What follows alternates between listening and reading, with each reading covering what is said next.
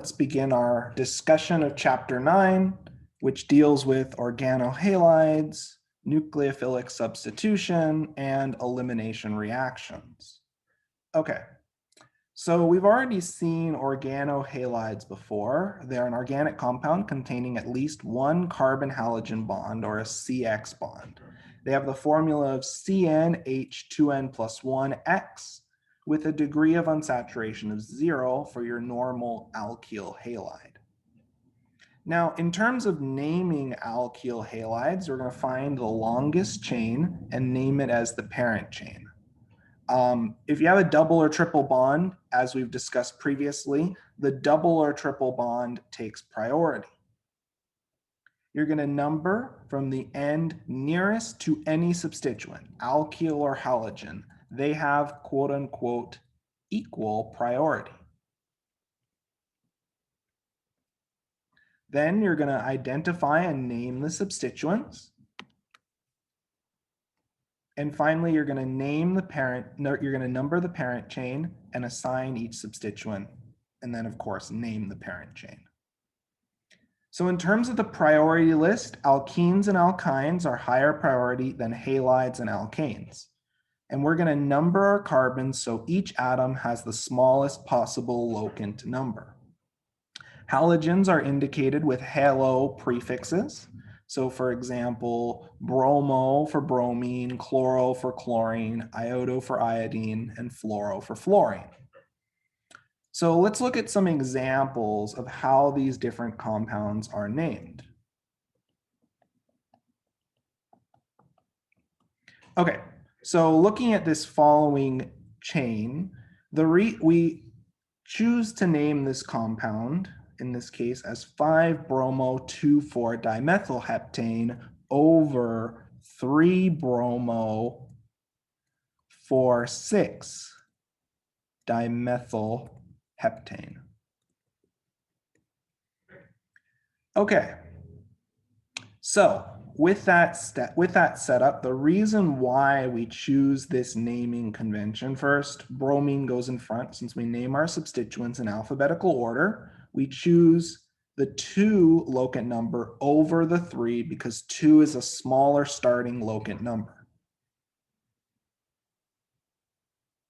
Does that make sense to everyone? Does everyone see why the first name is correct while the second name is incorrect? Just as always for our naming conventions, we want the smallest starting locant number for each of our substituents sequentially. Does that make sense to everyone? Can I get some confirmation in the chat or verbally that that makes sense to everyone so far?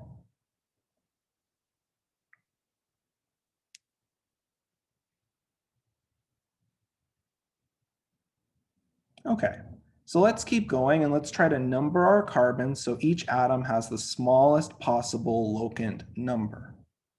Okay, so looking at each of our substituents, I'll do the first one and you'll continue on with the second one. Okay, so we have a 6-carbon chain and we have 2 possible numbering methods. So we can either number this with chlorine at the 3 position and a methyl at the 4 and 5 position. That's one numbering method. The second numbering method that we have involves the numbering method in black, where we have a methyl at the 2 position, we have a methyl at the 3 position, and a chlorine at the 4 position. Okay, so which of these numbering methods is preferred? Which of these methods gives us the lowest locant numbers overall? The method in red or black?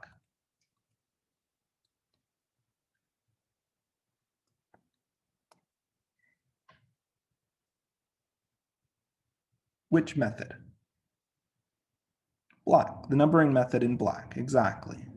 So we'd name this, which substituent goes in front alphabetically, methyl or chloro? Which substituent do we list first? Chloro, right? So this would be 4-chloro, 2,3, dimethyl heptane. There we go.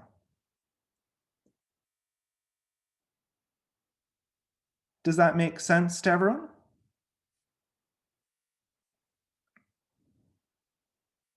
Any questions on this first example?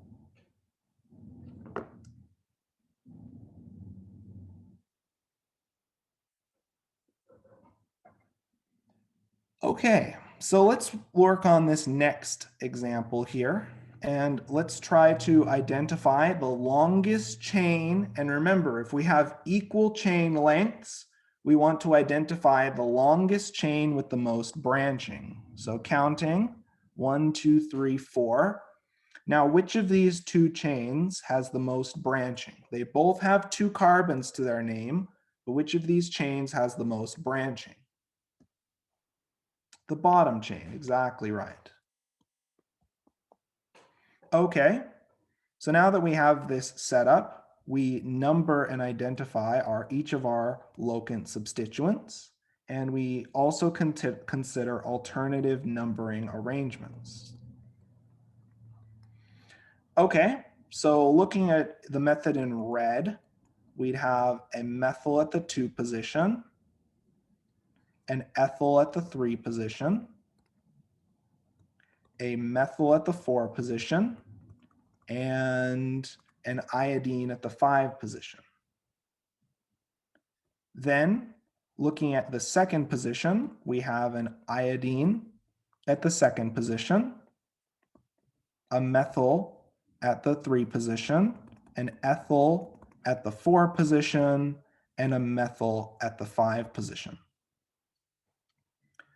Okay, so now that we have this established, which of these numbering methods is preferred? So if we do a head-to-head comparison, which gets the higher priority? So we're comparing methyl versus iodo. So in terms of naming, if there's a tie between the overall priority of our substituents and our substituents each have the same locant numbers, alphabetical then takes priority. So the group that is first alphabetically gets priority. So we name this as 2-iodo, 3,5-dimethyl, 4-ethyl hexane. Hexane because it's a 6-carbon chain.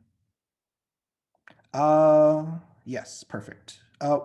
Sorry, there's a mild error in this. Which goes first, dimethyl or ethyl? What goes first alphabetically, methyl or ethyl? Ethyl. So we should write this as 2-iodo, 3,5-dimethyl.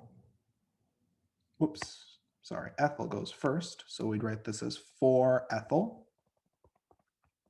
3,5-dimethyl hexane.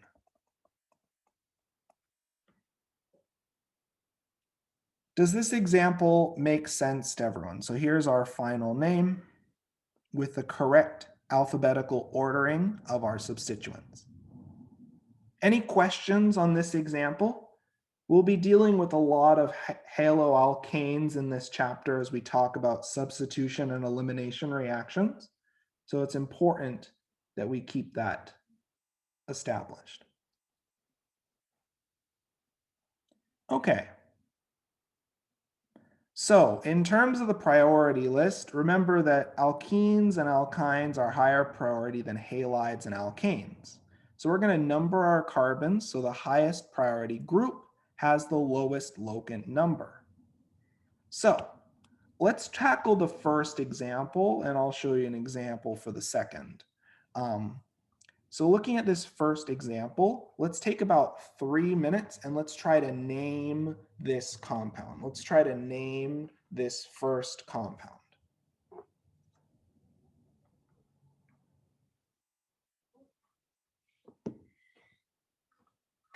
And we'll discuss this example in about 2 to 3 minutes. Let's try to name this first compound that contains an alkene, which is higher priority than our alkyl halide. So let's try to propose some names for this first compound. And let's remember our priority rules, where we want to have the highest priority group with the lowest locant number.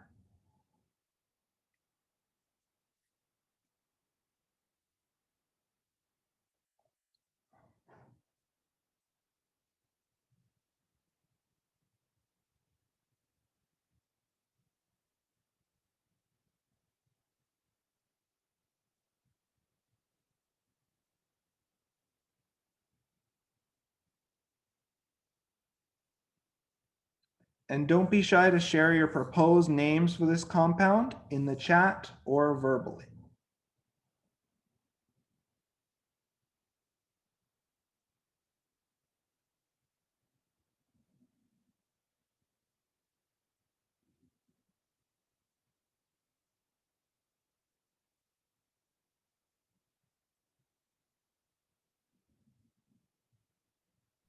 Is it 5-chloropentwanine? Yep, exactly right. So there are two potential numbering methods at play. The only modification is that the chain as counting only has 4 carbons from what I see. But the logic behind the numbering is exactly correct. So we have two options here. We could assign our chlorine group at the 1 position. So we have 1 chloro, 3 ene, where our alkene is at the 3 position. Alternatively, using the numbering method in black, we have our alkene at the 1 position and our chloro at the 4 position. So considering that alkenes are higher priority, when we have a tie like this, the alkene wins out. And the alkene always wins out because we want the highest priority group to have the lowest locant number. So in this case, we'd name this as 4-chloro, 1-butene, or we can also call it 4-chloro-but-1-ene. Now, the same principle also applies to alkynes. So where alkynes have the "-ine" suffix. Other than that, alkynes are named almost identically to alkenes. So we have two possible numbering conventions, the numbering method in black and the numbering method in red. And now my question to all of you is, looking at these two numbering methods, which numbering method gives us the lowest locant number on our highest priority group? The numbering method in black, right? So we'd name this as 4-chloro, chlorine's first because C is first alphabetically, 3-methyl, and then it's a 5-carbon chain. So you'd name it as 1-pentyne. You can also call this 4-chloro, 3-methyl, pent-1-ine.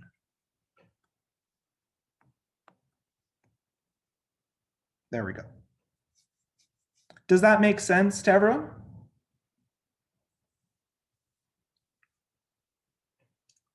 Perfect. So, just to show another example of this, alkenes and alkynes are very close in terms of priority.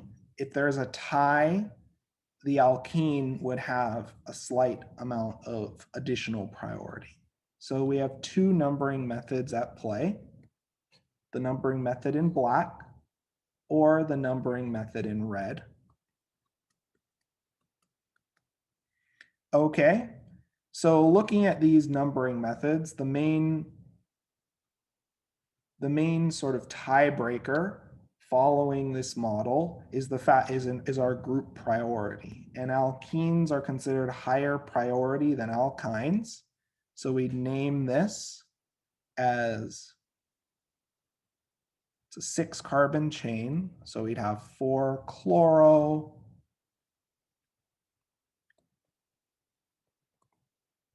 hex, 1-ene, 5-ine. We'll talk more about these mixed structures later on in the chapter on alkynes. So don't worry about this last example too much for now. Now, one thing to keep in mind is that in the event of a tie, you assign the smallest locant number to substituents in alphabetical order. So for example, there are 2 numbering methods at play for this cyclic molecule. And my question to all of you is, which, if we think about our 2 substituents here, we can either have 1-ethyl, 3-fluoro, or as an alternative, using the numbering method in black, we have 1-fluoro, 3-ethyl. Okay, so with that established, which of these numbering methods is preferred? We have a tie, so what is first alphabetically, E or F? What gets priority? E. So then we'll use the numbering method in red, and we'd name this as 1-ethyl, 3, whoops, no caps there, no capital letters, 3-fluoro, and we have a 6-membered ring. We have a 6-membered ring that's cyclic. What do we call that? 6-membered ring, cyclic. What do we call that? Cyclohexane. Perfect. Does this example make sense to everyone?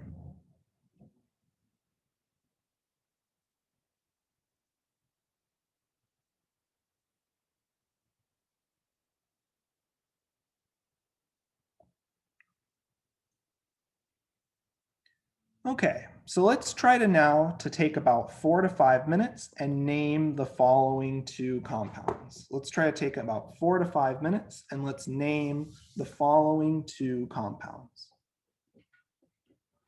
And then we'll discuss these examples together as a group. So don't be shy to share any questions you have or any proposed responses that you have in the chat or verbally. And we'll discuss these examples in about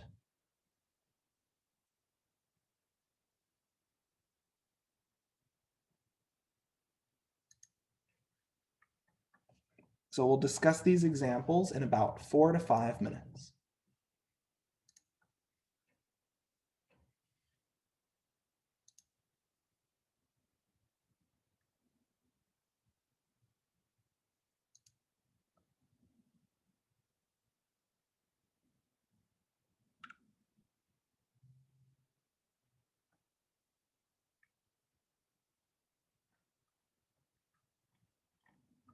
So we have a proposed name for the first compound of 2-chloro, 4-methylpentane.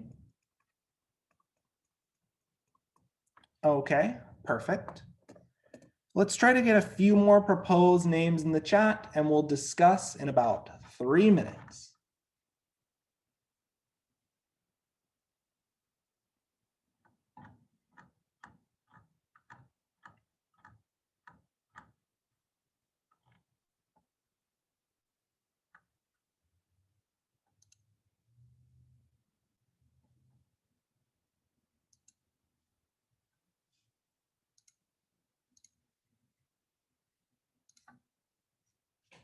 And we have a proposal for the second compound of 2-bromo, 4-chloro, and then this is pentane. Perfect. Okay, so we have that set up and ready to go. Okay. Does anyone have an alternative name for these structures? Or do we have agreement with these proposed names that the students have suggested in the chat? Let's give this about another minute and then we'll discuss this example.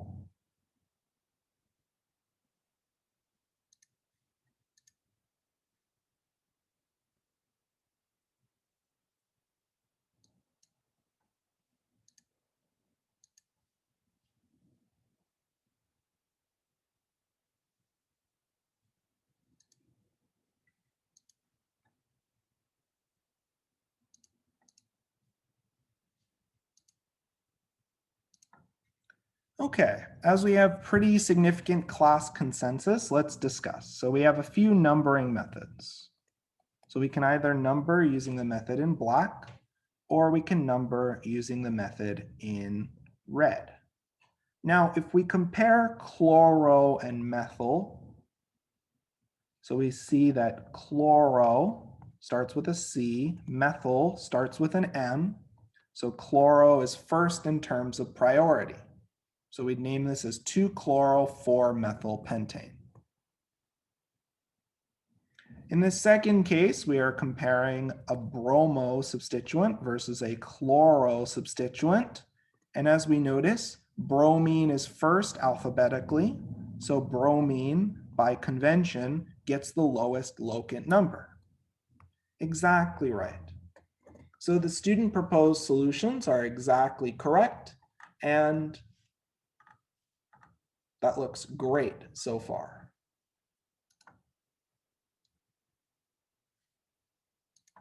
So, any questions on this example?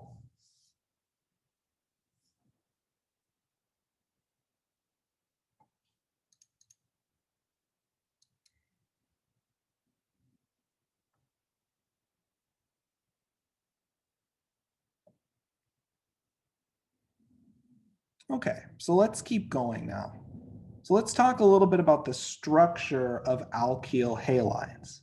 The carbon-halogen bond gets longer as you go down the periodic table, and the carbon-halogen bond is weaker as you go down the periodic table.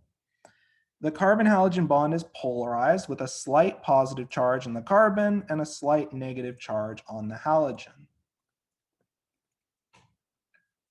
Okay, so the main thing that I want you to keep in mind when we talk about carbon-halogen bonds is that in terms of reactivity, as you go from chlorine to bromine to iodine, you end up observing increasing reactivity.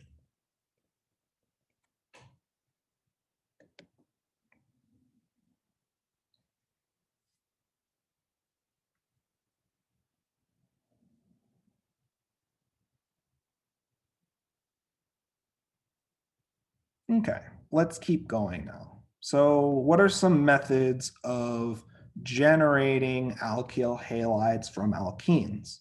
One really workhorse method for this is allylic bromination. So N-bromossuccinimide, or NBS, selectively brominates allylic positions, and it requires light for activation. Okay, so taking a look at some of these allylic positions. So allylic positions are positions adjacent to an alkene. Upon treatment with N-bromossuccinimide in the presence of light, we can install a halogen at the allylic position through a radical mechanism. So let's try to unpack how does this method work and what governs the not stereoselectivity, but what governs the regioselectivity that we see. Why does bromine end up at the allylic position and not, for example, at this normal alkyl group position? Well, this has to do with free radical stability. Now, we know that free radicals are stabilized by resonance, with the most stable radicals being allylic, if we compare an allylic to just a normal alkyl radical. So we know that allylic radicals are more stable. Further, in terms of selectivity, we also know that tertiary radicals are our most stable radicals. Okay, so we're noticing that because this allylic bromination goes through a radical mechanism, we're going to use these ideas of radical stability to predict where our halogen is installed, because the halogen is installed wherever we generate and wherever our radical is most stable. Okay, so N-bromosuccinimide can be thought of as a source of trace amounts of bromine. So you can either view it as in the presence of a little bit of HBr, it will generate a trace amount of bromine, or it can directly serve as the bromine source. We're going to look at the mechanism where N-bromosuccinimide is generating a trace amount of bromine. So in the presence of light, we can fragment and break our bromine-bromine bond to make a radical. Okay, this is the initiation step. We can then abstract a hydrogen in the propagation step, generating our allylic radical. Finally, the allylic radical then reacts with bromine, yielding the desired product and regenerating the bromine radical. This process repeats itself until NBS is consumed. So notice that the location that is most readily able to stabilize our radical is the location that reacts and in turn generates our alkyl halide. This reaction is most efficient with bromine. Does this make sense to everyone so far?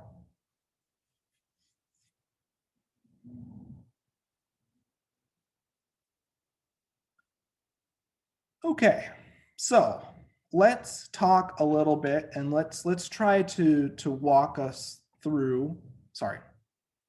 Which part would you like me to repeat? The entire mechanism? Sure. Okay, so first we generate a trace amount of bromine. Bromine homolyzes to generate two radicals. Bromine then abstracts a hydrogen to make an allylic radical.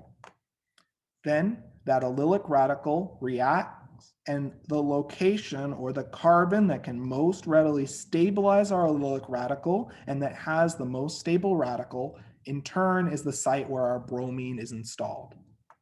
This process will repeat itself until the N-bromosuccinimide is consumed. Perfect. Now, just to make sure everyone's practiced with this, and I'm going to zoom out a little bit to give us a little more space, I'd like us to try to draw the mechanism, and you can start from the bromine. You can start from bromine, since that's what's generated from our N-bromosuccinimide. And I'd like you to try to draw a mechanism for this reaction.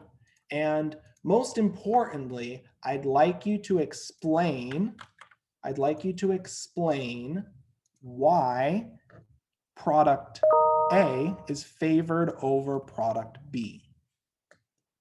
Why is product A favored over product B? That's what we'll try to answer in this problem. And to do that, you're going to need to be familiar with the mechanism.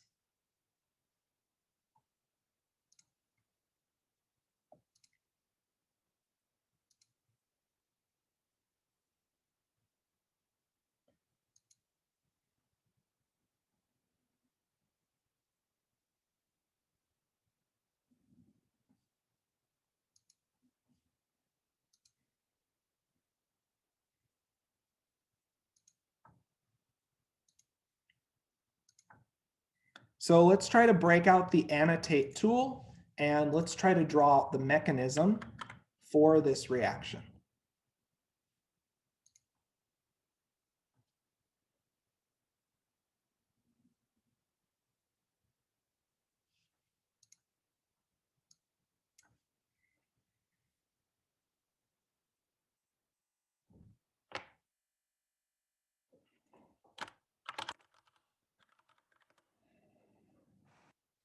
So let's try to get some proposed mechanisms drawn using the annotate tool. And I'd like to see some comments as we work through this example as to why is product A favored? And try to think about this as a radical mechanism. And because this reaction goes through a radical mechanism, why would product A be preferentially generated? So let's work on this example for a little bit and then we'll discuss.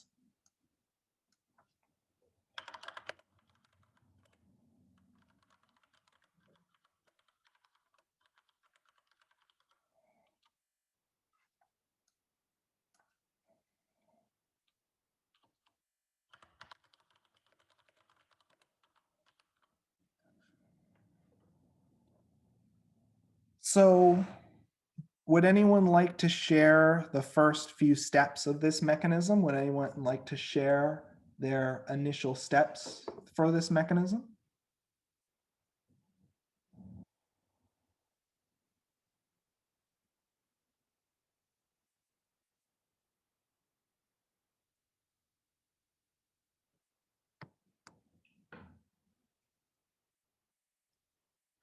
So I'll start us off here. And so the first step, we have our bromine, and in the presence of light, our bromine-bromine bond is going to break homolytically, and we're going to generate some bromine radicals.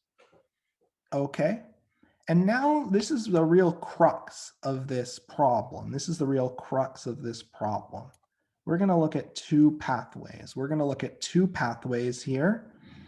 The pathway to generate product A and the pathway to generate product B. And by really focusing on these two separate pathways, we'll begin to see something a little bit unique.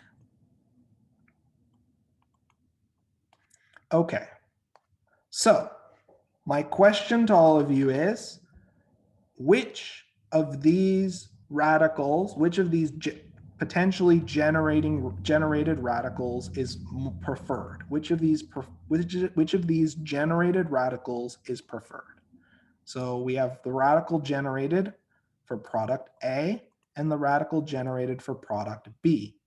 So we have a tertiary versus a secondary radical. Which radical is preferred? The tertiary radical for A, right? So then, when we undergo abstraction, we end up with a tertiary versus a secondary radical. And then finally, we can either propagate or subject this to combination. We'll look at the propagation process. And in turn, we generate the tertiary alkyl bromide A versus the secondary alkyl bromide B. Okay, so the reason why product A is preferentially generated is that the tertiary radical is preferentially generated.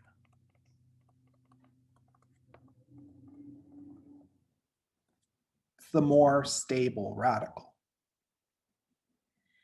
Now, this also is important because from pathway B, we'd also get another side product.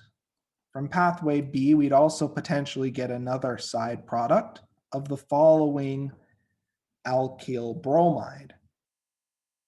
The reason for that is you have two potential secondary sites, and so you can even delocalize your radical via resonance and react at the other potential carbon site. So, radical bromination proceeds through a radical mechanism, and as a result, you observe regioselectivity for the position with the most stable radical. Does that make sense to everyone?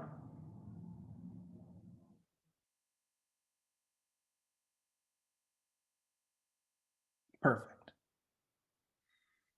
Okay, So one main use of allylic bromination is for the generation of dienes. We'll see these a lot later on in the course when we talk about Diels-Alder reactions and other reactions that exploit the unique properties of dienes. Okay, so in terms of this mechanism, once we have our allylic alkyl bromide hydroxide, we'll just abstract the proton and we eliminate our alkyl bromide. This is going to be a slight precursor to our discussion of a mechanism of reaction known as the E2 reaction. Okay, so from an alkene, we can make an alkyl bromide and a diene, and that allows us to start to get a little more complexity in our structure. Does that make sense to everyone?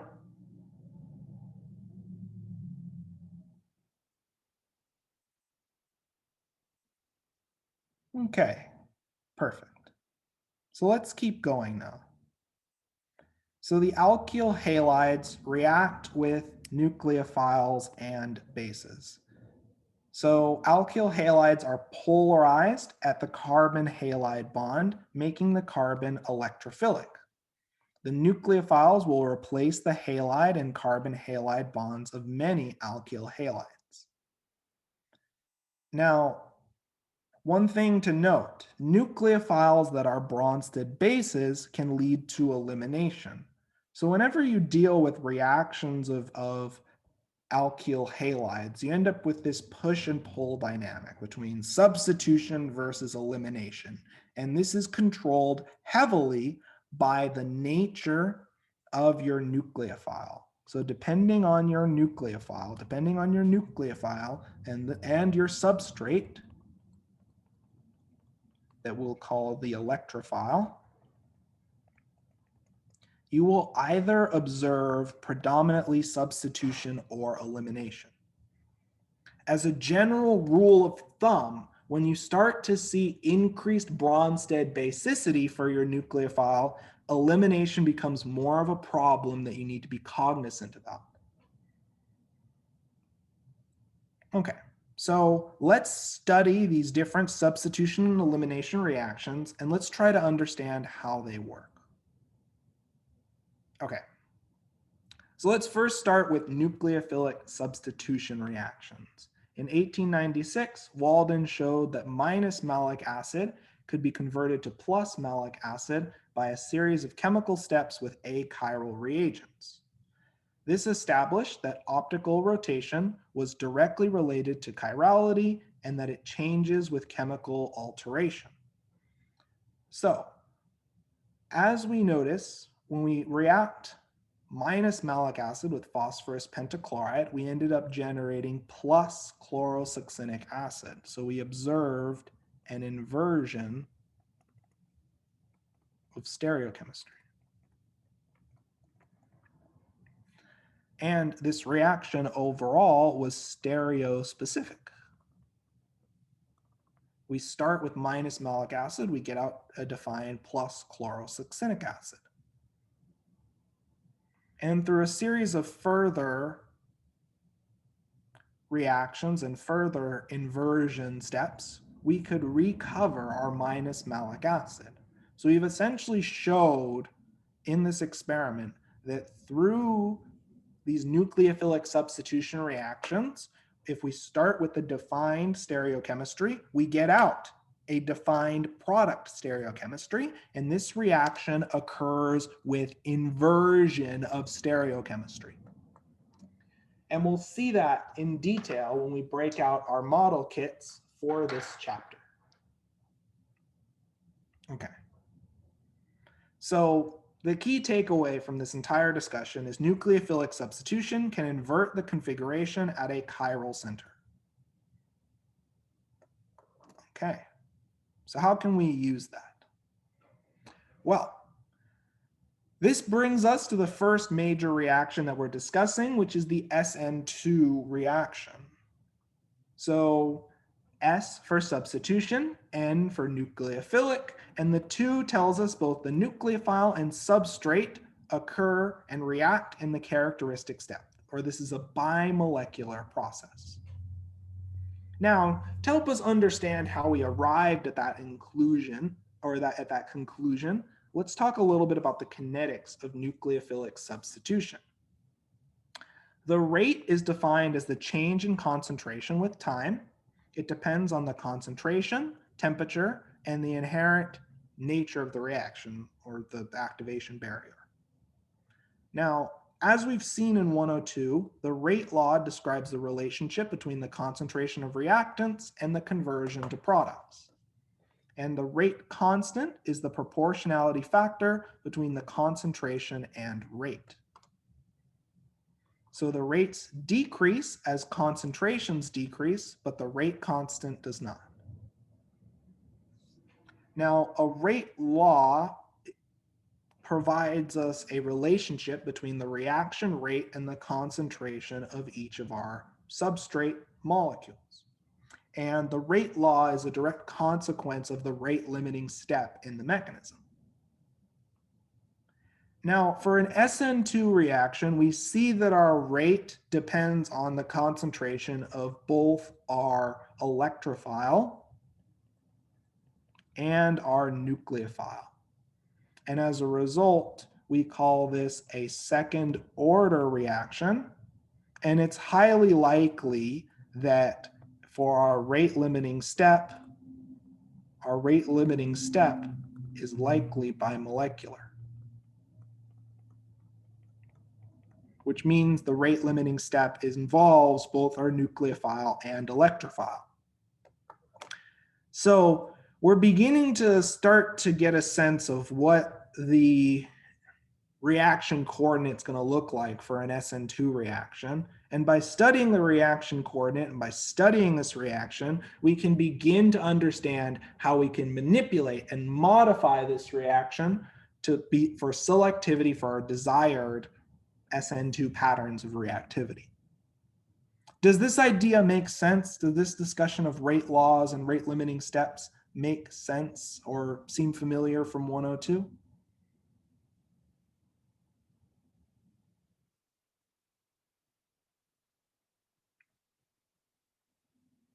Okay, so let's keep going and let's talk about the mechanism for the SN2 reaction. So if we draw out sort of what the orbitals look like here. So we have our sigma bonding orbital from our carbon halogen bond. And right behind, directly behind this sigma bonding orbital is our sigma star. And our nucleophile is going to attack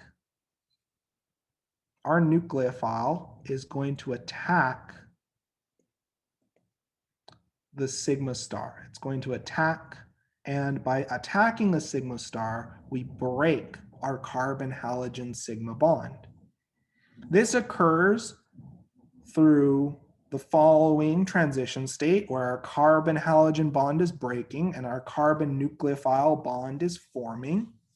And at the end of our reaction, we've ended up with inversion of our configuration. So in other words, inversion of our stereocenter. Now, and we can see this. We can see this practically if we look at and we assign priority before and after this change.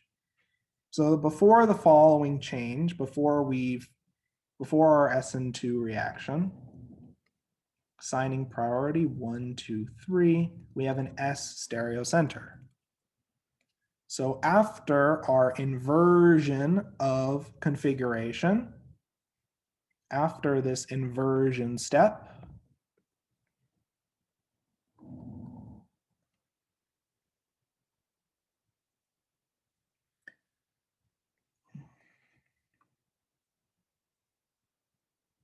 oh, whoops, sorry about that. This is R.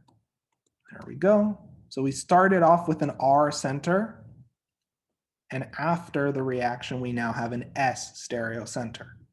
So does everyone see that in the SN2 mechanism, we have a concerted attack of our nucleophile and loss of our leaving group?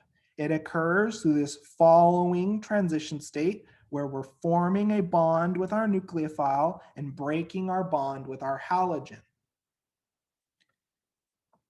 At the end of this process, we have inversion of our stereocenter. As we can clearly see, we started with an R stereocenter, we ended with an S stereocenter.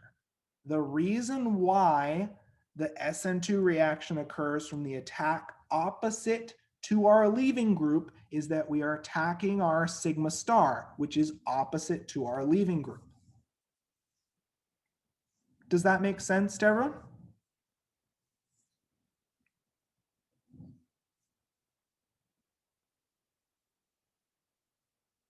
Is everyone comfortable with this mechanism? And does everyone understand why the nucleophile approaches from the back relative to our electrophile and our leaving group? Sorry, why the nucleophile approaches from the back of our carbon leaving group bond. We call this bromine the leaving group.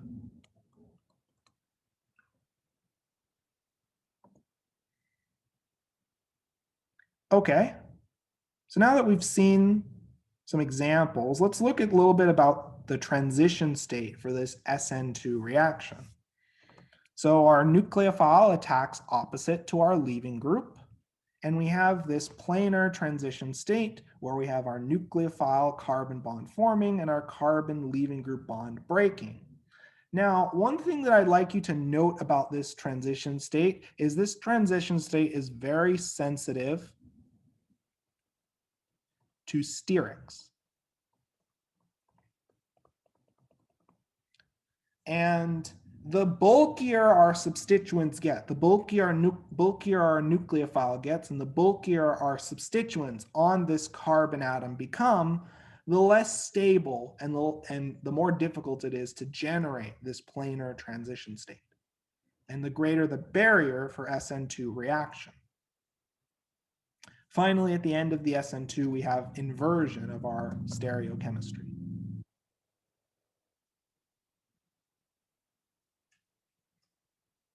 Okay, so let's keep going now, and let's try to draw a mechanism for this reaction. Let's try to draw a mechanism for this reaction.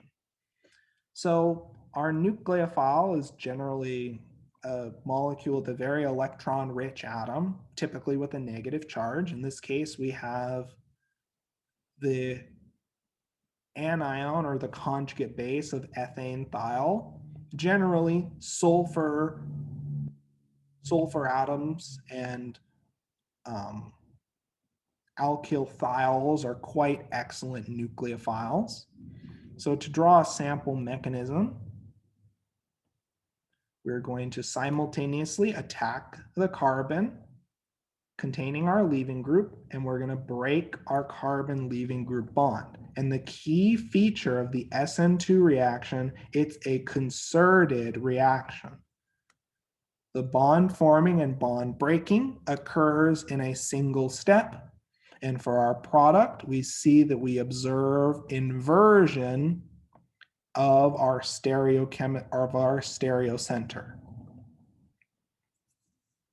Does that make sense to everyone? So we went from an R stereocenter to an S stereocenter. Any questions so far on this example? Any questions so far on this example?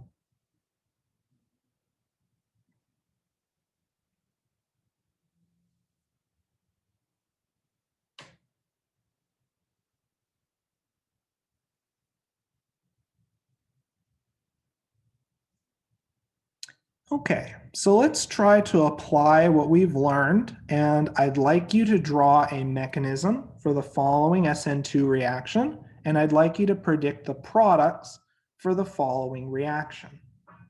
So DMSO is known as dimethyl sulfoxide. It looks something like this, and it's just DMSO. I'd like you just to think of it's a common solvent.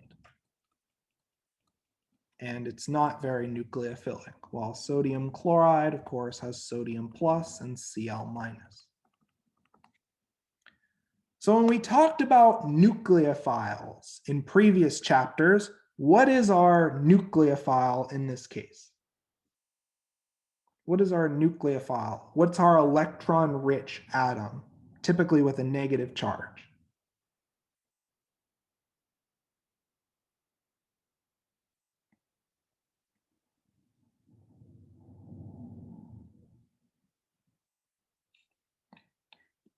Chloride, okay, so we have a tentative idea that chloride is our nucleophile. So I'd like us now to try and draw a mechanism using the annotate tool for this SN2 reaction. And then from there, let's try to predict the products of this reaction.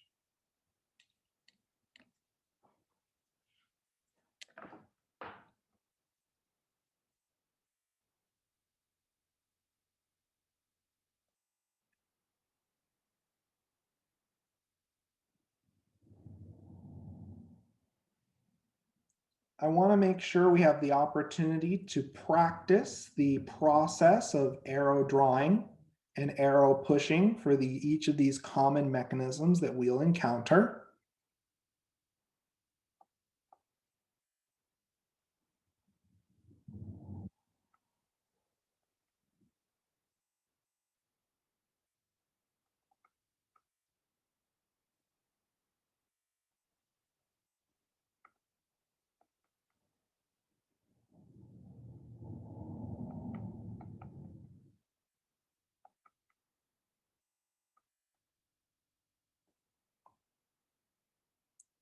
Perfect. So we have a student drawing the concerted attack of our nucleophile and loss of our leaving group. And would someone like to build on this proposal from our class? And would someone like to draw the product from this reaction? Keeping in mind that SN2 reactions occur with inversion of stereochemistry. So would someone like to draw the product for this reaction?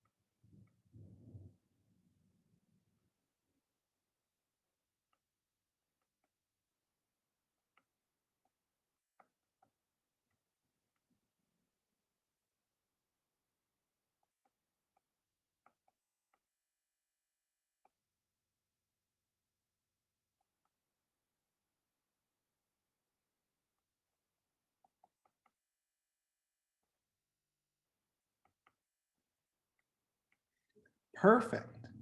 Perfect. So we see we started off with a wedge bromine, and now we ended up with a chlorine with a dash. We've inverted our stereocenter. Though in this case, it's not a genuine stereocenter since the molecule is symmetrical, but the idea that an SN2 reaction occurs with inversion is really critical to note, and it's great to see that we've noted that quite clearly in our mechanism.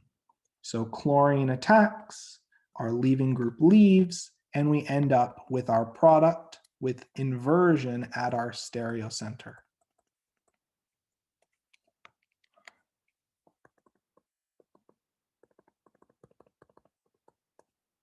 Perfect, perfect. So an SN2 reaction is concerted and it occurs with inversion of our stereocenter. Does this make sense to everyone?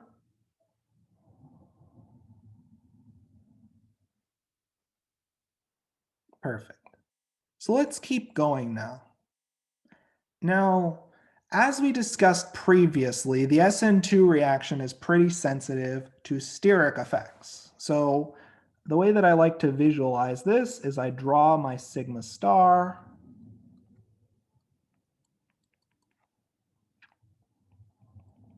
And the attack always must occur opposite to our leaving group.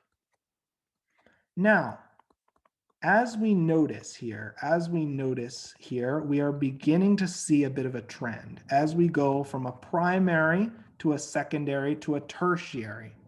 As we notice, what happens to our steric bulk? What happens to our steric bulk? Does it become easier or harder for our nucleophile to attack the more substituents we have? So as we go from primary to secondary to tertiary, is it easier or harder to attack opposite to our leaving group?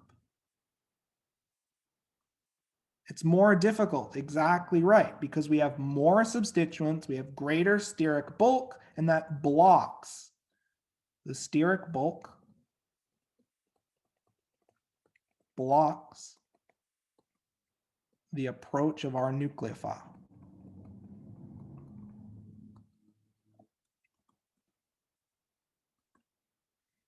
So increasing substitution results in a slower rate of reaction, where primary reacts the fastest, followed by secondary, and that's way greater than tertiary in terms of the SN2 rate of reaction. Does that make sense to everyone?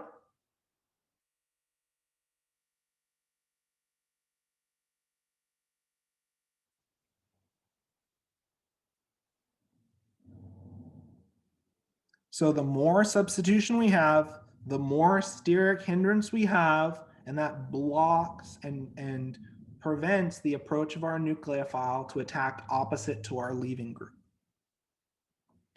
So that's why, for example, methyl and primary alkyl halides react orders of magnitude faster than secondary, neopentyl, and tertiary. Now, one thing that I'd like to draw your attention to is this neopentyl group. And if we draw this out, we notice something pretty interesting.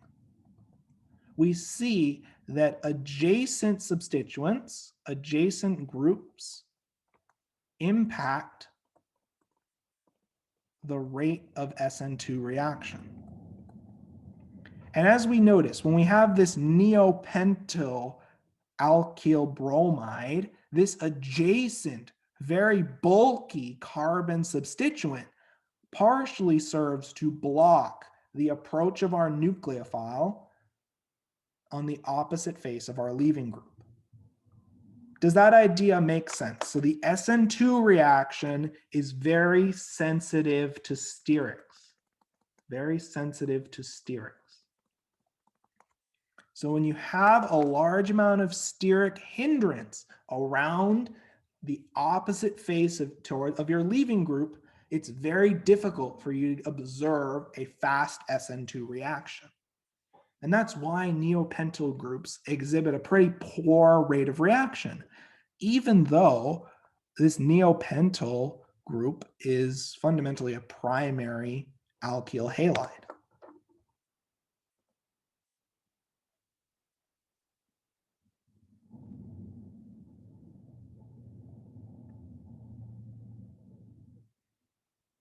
Does this make sense to everyone?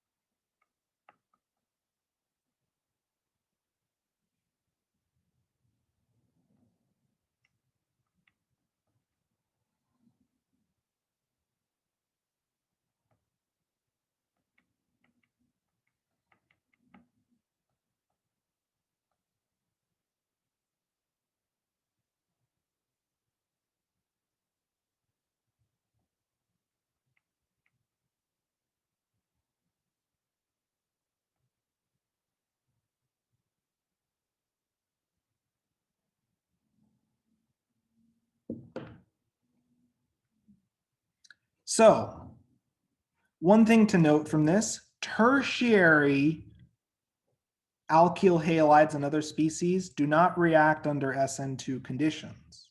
Further, vinyl halides and aryl halides do not react under SN2 conditions, and we'll talk about why in a moment, but it's because they react through an entirely different mechanism known as the SN1 mechanism.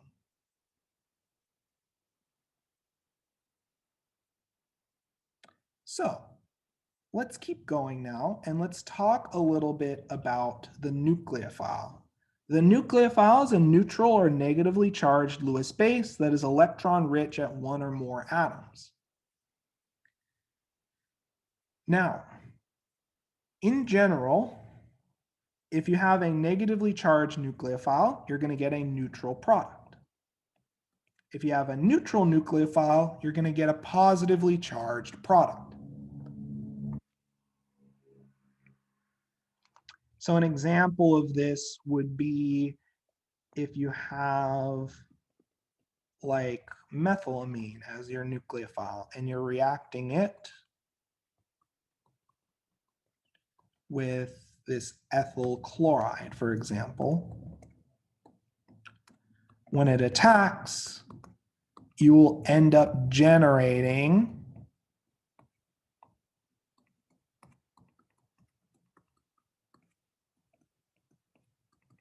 a positively charged product. It's no problem in terms of the actual rate of reaction, but it's something important to consider when you draw out your final products. As an alternative, if you have a negatively charged nucleophile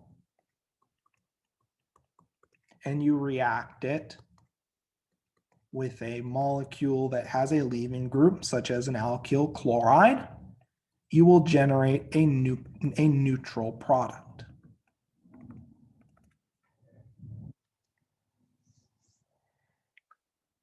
Does this make sense?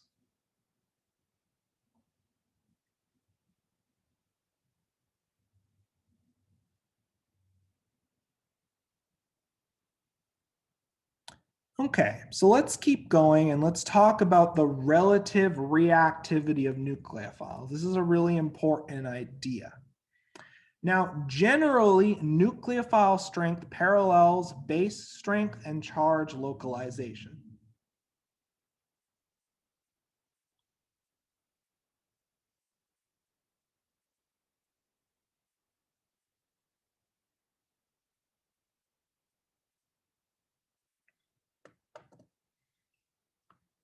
So in general, anionic species are more nucleophilic than neutral species.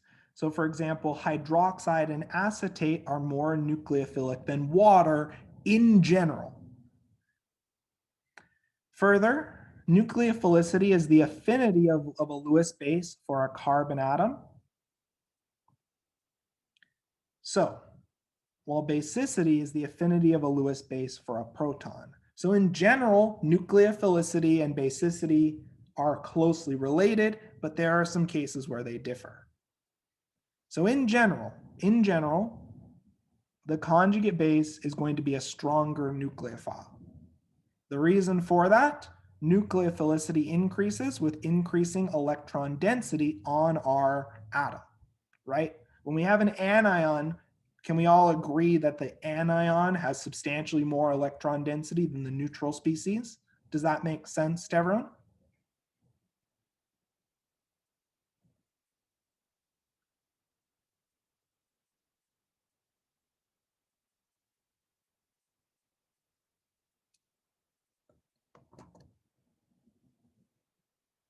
Okay, by the same token, nucleophilicity is based on the willingness of, or the ability of your atom to donate electron density and to have localized electron density on your atom.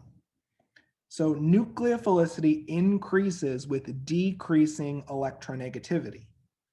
The less electronegative your atom is, the less tightly held those electrons are, and the more willing your atom will be to donate electron density to form new bonds. So that's why, even though fluorine is pretty electronegative, it's a pretty terrible nucleophile. Does this idea make sense to everyone?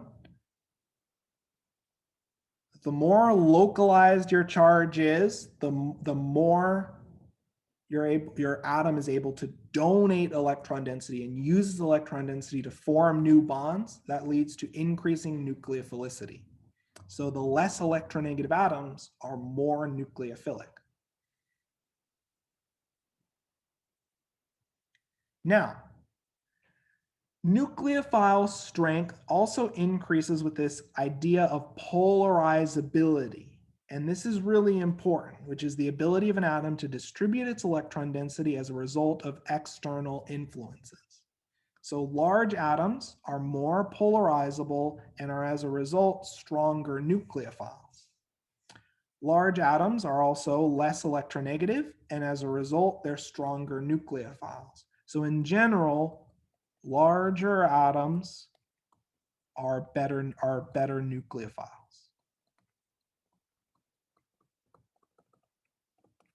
And as a bonus, this is what makes large atoms especially useful. Large atoms are weaker bases, so side reactions are minimized. So for example, your thiols are way more nucleophilic than your alcohols because their electron density can be more easily polarized, and the atoms are less electronegative, so you can more readily donate electron density and use its electron density to form new bonds. Does that idea make sense to everyone? Does that idea make sense?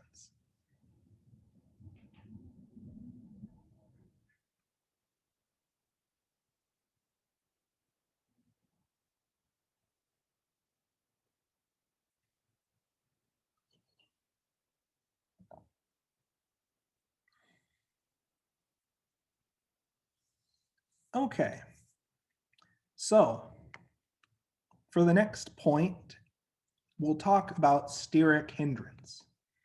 So strong bases that are bulky are poor nucleophiles.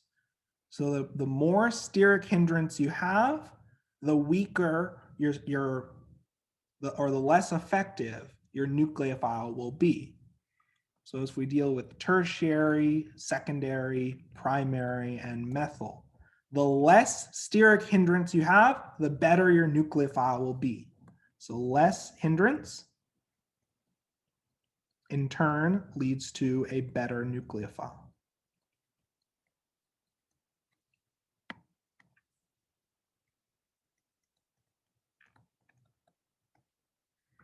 Does that idea make sense? Does that idea make sense? The more bulk you have on your nucleophile, the harder it is for your nucleophile to attack, the more hindrance you encounter, and as a result, the slower the rate of SN2 reaction. So there are one things that I want you to sort of keep in mind. The following is a list of common strong bases that are terrible nucleophiles. So these strong bases are terrible nucleophiles. So if you see any of these compounds, don't really think of them as nucleophilic. Functionally, each of these species are more likely to function as a strong base. And the reason why I list them is because you'll see these strong bases a lot when we talk about elimination. And this really ties back to the idea, the bulkier, the more steric hindrance you have around your nucleophile, the less effective that nucleophile will be as a nucleophile. Does that idea make sense to everyone? Can I get some confirmation in the chat that everyone's following along okay? And that this makes sense to everyone?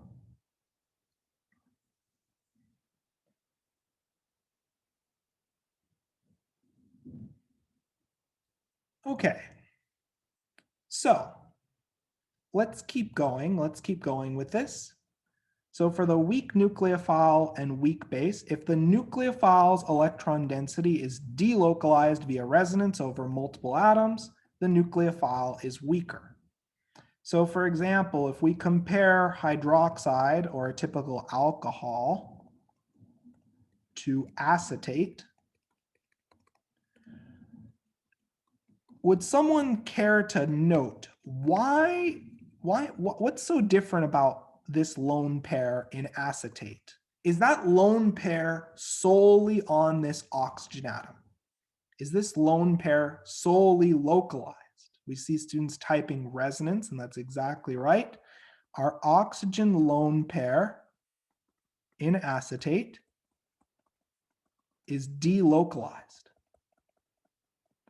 Ergo, acetate is less nucleophilic.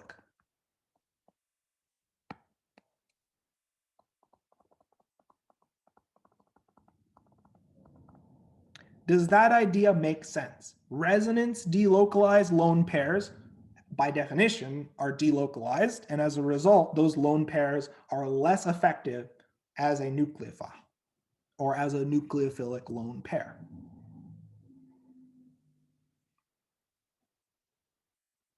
Okay, so here is a table of common nucleophiles and their relative reactivities. So we have our strong nucleophiles. What are some common features of our strong nucleophile? What are some common features? Let's just list them. What are some common features of our strong nucleophiles? There are three that stand out to me. So I see phosphorus and sulfur. What's that first feature that we talked about? I don't want you to just memorize lists, but let's think about trends. What are some trends? What are some trends of these strong nucleophiles? What are some common features? Large atoms, yes, that's one feature, right?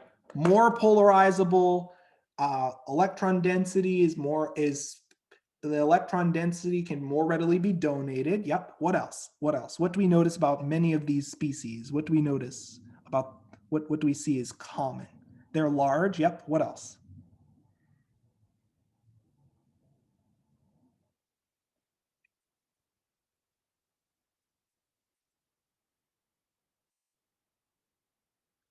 So large atoms, they're on less electronegative atoms. What else?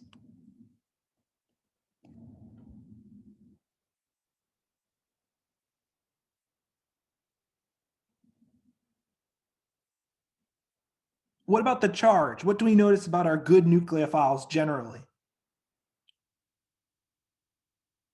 Negative charge.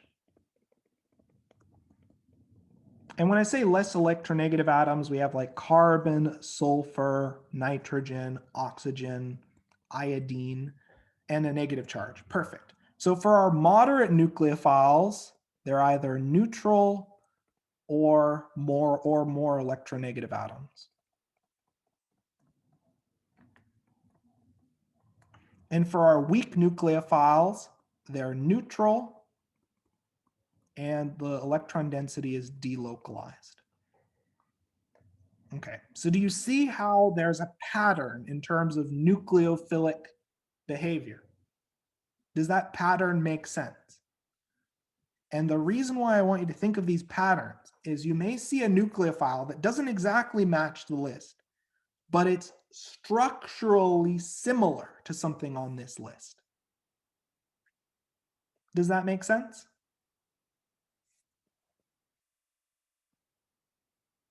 So let's talk below, like really quickly. Let's just list a few nucleophiles, and I'd like you to tell me what you think of them.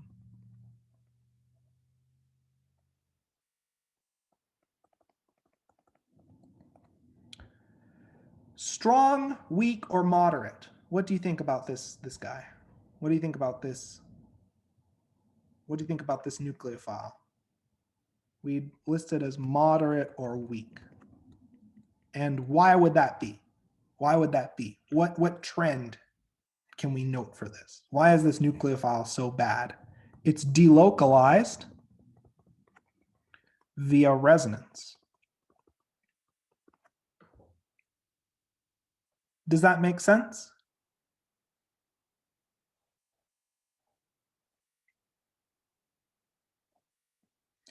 Likewise, let's look at another, let's look at a nucleophile. Let's look at a nucleophile.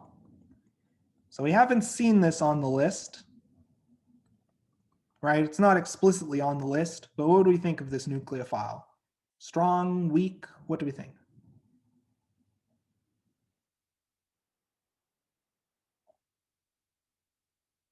Strong, right? It's a generic anionic alcohol, or it's a strong nucleophile because we have a localized oxygen anion. Okay. So as you notice, you can take these trends that we've learned about for different nucleophiles, and we can apply them to guess and generalize nucleophile strength. Okay. What about this guy? What about this guy? Just to make sure that we know our other major exception. What about this? Strong or weak nucleophile? Is this guy very nucleophilic? Is this tert butoxide very nucleophilic? This is one factor that we need to always be cognizant of. Okay, so we have a lot of students saying not very nucleophilic. And that's because it is highly substituted. It's a very hindered nucleophile. So in fact, T-butoxide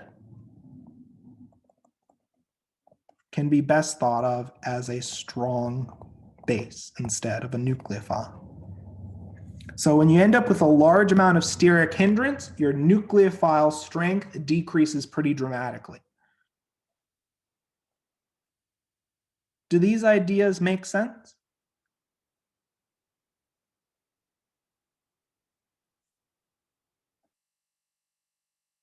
Okay, now remember how I told you to memorize the pKa table and everyone sort of laughed and we moved on from there. The reason why we focus on the pKa table is that the pKa table has a dual purpose. Good leaving groups are weak bases and weak nucleophiles, and a pKa table is a handy guide to leaving groups. So essentially, any conjugate base of a very strong acid is going to be a wonderful leaving group. So your extremely weak bases are excellent leaving groups.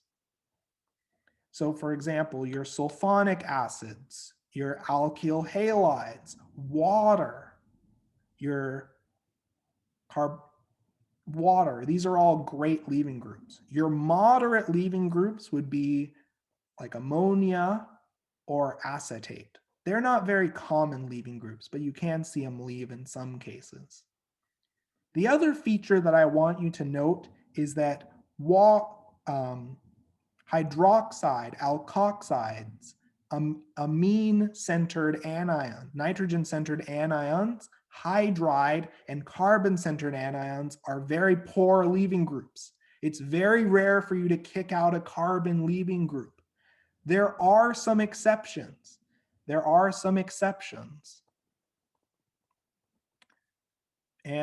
there are some examples of carbon leaving groups that we'll see in Chem 113. I don't want you to think about these trends just in terms of the atom. Think about it in terms of basicity. Strong bases are very bad leaving groups, while weak bases are generally quite good leaving groups. Does that make sense? And that's because, remember, nucleophilicity and basicity are related to each other. A good leaving group is a bad nucleophile and a weak base. Does that make sense to everyone? So this is a good stopping point for today. And we'll take a quick 10-minute break and then resume for laboratory. Any questions before we take our quick break and resume for laboratory?